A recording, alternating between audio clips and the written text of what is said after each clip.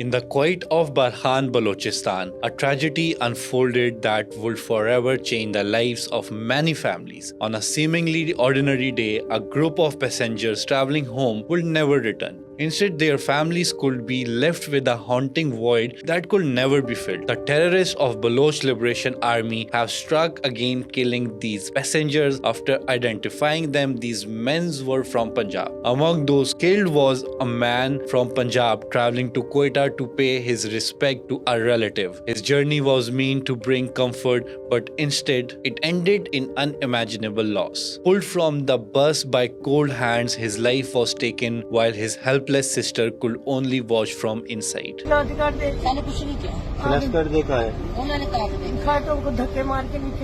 Terror did not stop there. In a brutal act of violence, 6 others were taken from the bus, their identities checked before they were dragged into the harsh darkness.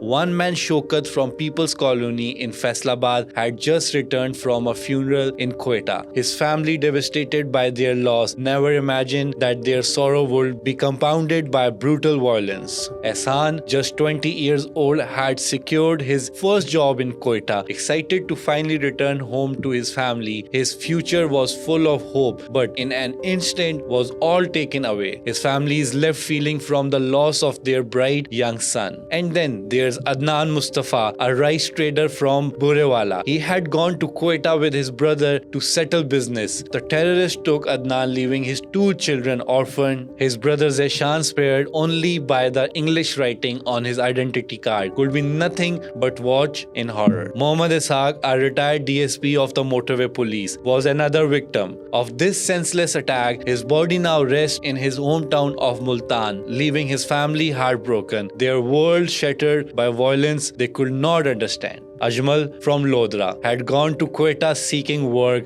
like many others. A simple laborer with hopes of better life, he was ripped away from his family, leaving them in utter devastation. His brother Akmal and Akhtar speak of their grief of the life they once had, now forever altered by the tragic loss of their brother. In the wake of these senseless deaths, the families of Burewala, Multan, Dejikot, and many other cities are left to mourn. Their lives forever changed by an act of terror by the Balochistan Liberation Army that once saw coming. These are not just statics, these are lives cut short, dreams unfulfilled, and families shattered.